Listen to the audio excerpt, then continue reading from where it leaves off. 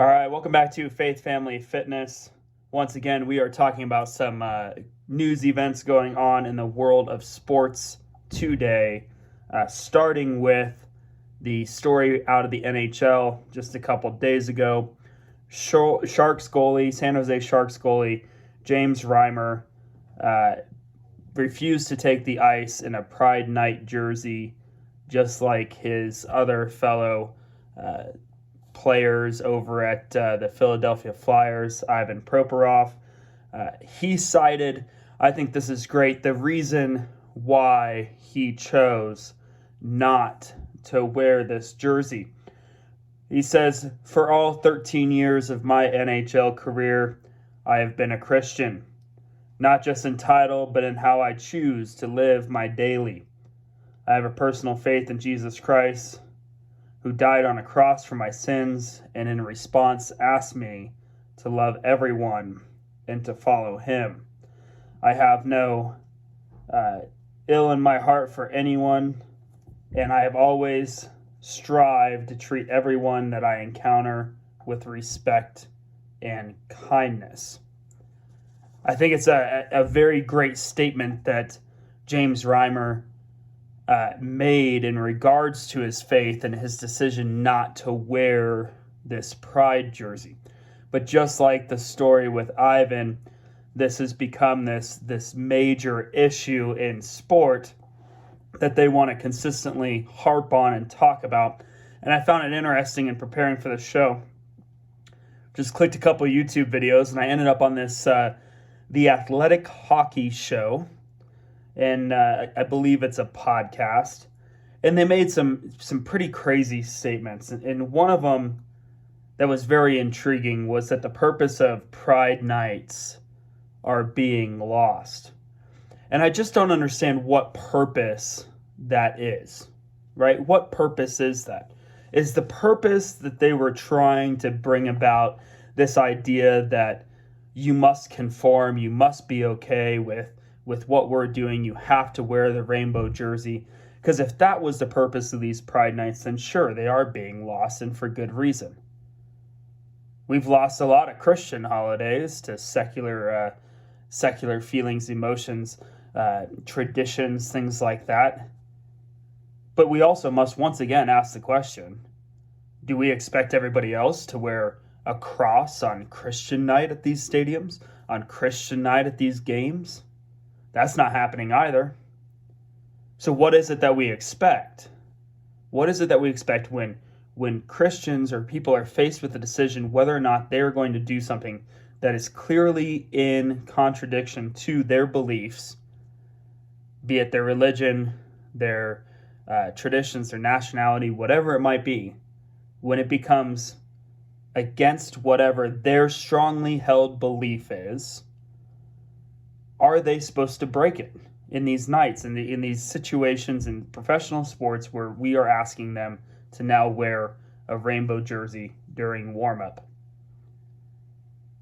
Because I'm pretty sure that if we want to make some equivalencies here, it would be the same as asking a Muslim to wear a Christian cross. Would they do it? Should we get mad that they don't? Obviously, we're probably not going to get mad that they don't. So why get mad here? He has a right. He made his choice. He made his choice that wearing this rainbow pride jersey, skating out on the ice during warm-ups, was against his fundamental beliefs. Now, as far as I know, we haven't changed the law in terms of discrimination in many places, such as Colorado, which is very interesting because you cannot discriminate against age, race, gender. And there's another terminology that's in there that's quite intriguing. And that terminology is not religion. That terminology has to do with one's strongly held beliefs. One's strongly held beliefs. And so it doesn't matter whether or not it's religion or not. Obviously, it was used in a way to protect religious freedoms, but it's strongly held belief. And that's the intriguing component of this is we have these goalies who are employees of the team that they skate for. They have that choice, right? They have the right to not be discriminated based on their beliefs as well. And that is what is ultimately intriguing about a lot of these situations. Back when we asked the question, where does your rights begin and my rights end? And that's the question we have to ask nowadays, but that's not the question that really should have to be framed, because my rights don't have to come to an end where yours begin and vice versa. They exist simultaneously. The problem in our culture is that if you don't feel like what I'm doing is right, now you've infringed on my rights. Now I have the right to believe that. And so we have to be able to exist in this situation where I think, James Reimer puts it perfectly, right? I've always strived to treat everyone that I encounter with respect and kindness. That's all we can do. Regardless of whether or not you think I'm right, regardless of whether or not you think that what I'm saying or what I'm doing matches what you believe is right, I'm going to treat you with respect. And I expect the same thing back, right? You treat me with respect. Because we exist in a world, we exist in a nation where your rights and my rights coexist equally at the same time. And in these situations, they're not at odds with each other. Stop trying to believe that they are, because they're not. We go to a story out of Mid-Vermont Christian School in Vermont. We talked about this story a couple weeks back. Just a quick refresher. Mid-Vermont Christian School, their girls basketball team refused to take the court against the opposing team who was rostering and starting a transgender male. They cited safety concerns, I believe, was their primary concern that they had when choosing not to go about starting their team on the court. The Vermont Principals Association, called VPA here, ruled that Mid-Vermont Christian School had violated policies and is ineligible to participate in future tournaments. So basically they said, after what you did, you are no longer allowed to participate or compete in Vermont scholastic sport tournaments. And I think that this is horribly wrong. I know that the Mid-Vermont Christian School has since decided that they were going to ask for a review, ask for whatever their procedures are in order to combat this decision. And we don't have any further information on that. But I think that it's horribly wrong that we have people essentially making law that are not elected officials. Our Vermont Principals Association, principals in our school districts, in our schools in this country are not elected officials. They're put in place by the chain of command in these school districts, but they themselves are not elected officials. And here they are essentially making state law out of what is allowed and not allowed in Vermont.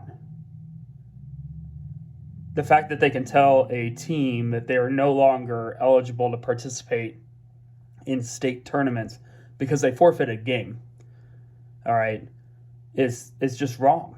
And we also have to go back to the drawing board and we have to ask the question, a very valid question, which is this.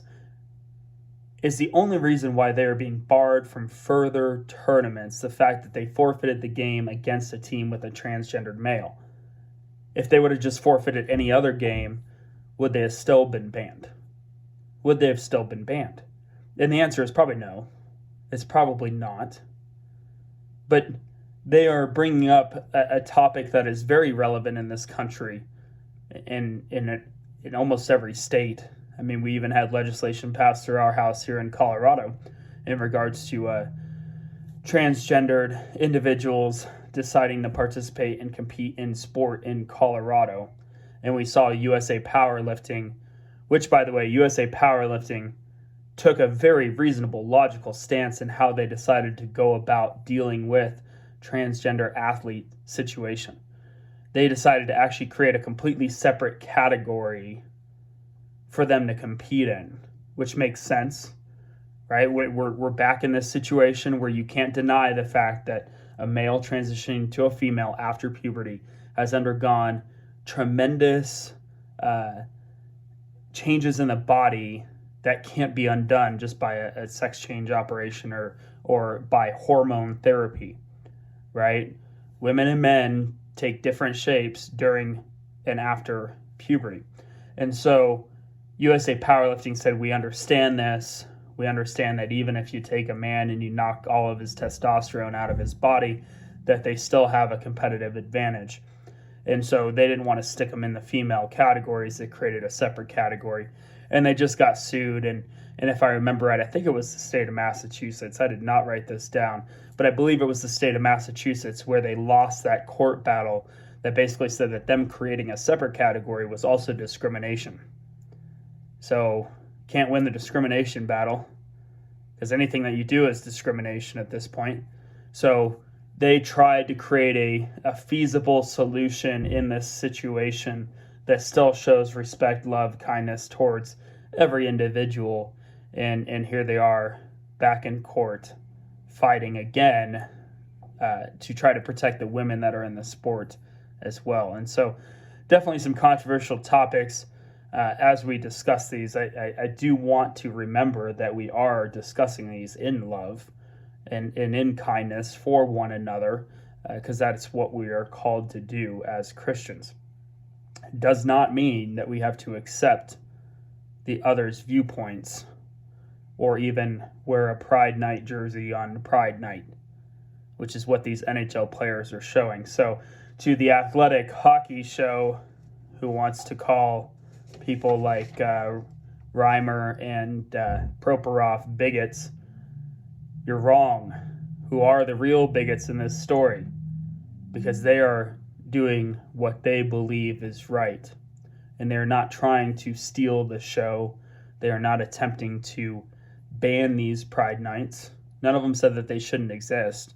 They just didn't want to take part in them, which is their right to do so. And so we must remember that.